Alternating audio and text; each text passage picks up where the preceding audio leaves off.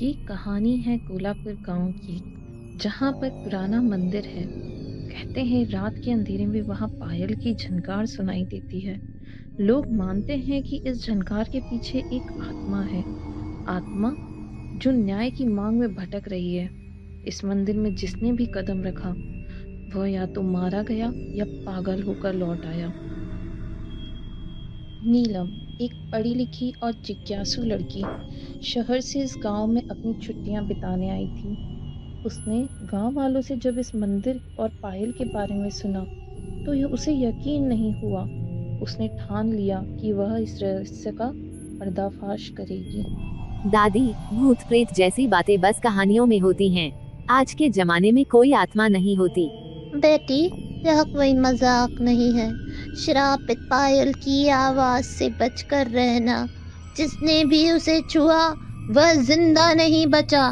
नीलम जी, मेरी चाची ने एक बार मंदिर में जाने की कोशिश की थी। उनकी चीखें सुनी गईं, लेकिन उनका शरीर कभी नहीं मिला। मैं जानना चाहती हूँ कि ये सब सच है या सिर्फ डराने की बात। मैं खुद उस मंदिर जाऊंगी। रात का समय, हवाओं की आवाज। नीलम हाथ में टॉर्च और कैमरा लेकर मंदिर की ओर बढ़ती है। ये कैसी अजीब सी ठंडक है, और ये पायल की आवाज, जैसे कोई मेरे सामने चल रहा हो। पायल की झनकार तेज होती है। मंदिर के टूटे हुए दरवाजे से तेज हवा का झोंका आता है। मंदिर के अंदर अंधेरा। नीलम का टॉर्च झपकने लगता है। फर्श पर धूल और कोनों में जाले। ये कैसी अजीब सी ठंडक है, और ये पायल की आवाज, जैसे कोई मेरे सामने चल रहा हो। यहाँ तो कुछ भी नहीं है, लेकिन ये क्या? पायल पर टॉर्च की रोशनी गिरती है। पायल अजीब सी चमक रही है। नीलम धीरे धीरे पायल की ओर बढ़ती है। क्या ये वही श्रापित पायल है जिसकी बात गांव वाले कर रहे थे? जैसे ही नीलम पायल को छूती है, मंदिर के अंदर की हवा ठंडी हो जाती है। दीवारों से आवाजें गूंजने लगती हैं। मंदिर के कोने में एक महिला की आकृति प्रकट होती है। उसके बाल बिखरे हुए हैं, आंखें खून की तरह लाल है। तूने मेरी पायल क्यों छुई? तुम कौन हो? मैं वही हूँ जिसे इस मंदिर में जिंदा जला दिया गया था। यह पायल मेरी पहचान है। जिसने इससे छुआ उसे अपनी मौत को बुलाया। लेकिन तुम्हारे साथ ऐसा क्यों किया गया? तुम यहाँ क्यों भटक रही हो? मैं इस गांव की नर्तकी थी। मेरी कला से लोग जलते थे। उन्होंने मुझ पर झूठे आरोप लगाए, कहा कि मैं मंदिर को अपवित्र कर रही हूँ। एक दिन उन्होंने मुझे इस मंदिर में कैद किया और आग लगा दी। मेरी चीखों को किसी ने नहीं सुना। मेरी आत्मा तब से यहाँ कैद है। मैं तब तक चैन नहीं पाऊंगी जब तक मुझे न्याय नहीं मिलेगा।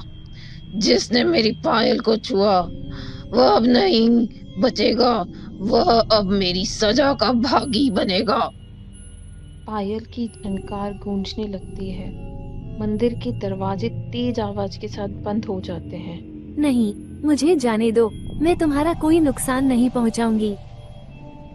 जाने का एक ही तरीका है। तू मेरी कहानी सबको सुनाएगी और मुझे इंसाफ दिलाएगी। मंदिर के अंदर आग की लपटें उठने लगती हैं। आत्मा नीलम की ओर बढ़ती है।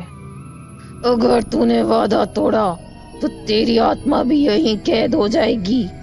मैं वादा करती हूँ, मैं तुम्हारी सच्चाई सबके सामने लाऊंगी। आत्मा की आवाज शांत हो जाती है। पायल की झनकार धीरे धीरे कम हो जाती है। मंदिर में सन्नाटा छा जाता है।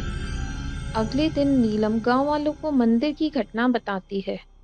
हमने उस औरत के साथ अन्याय किया। हमें उसकी आत्मा की शांति के लिए पूजा करनी होगी। गांव के लोग मंदिर में इकट्ठा होते हैं, प्रार्थना और हवन करते हैं। मंदिर की आग बुझ जाती है। पायल अब सामान्य दिखने लगती है। कहते हैं पायल की झनकार अब कभी सुनाई नहीं दी। लेकिन अगर कोई उस मंदिर में पायल को छूने की कोशिश करता तो आत्मा फिर से जाग जाएगी।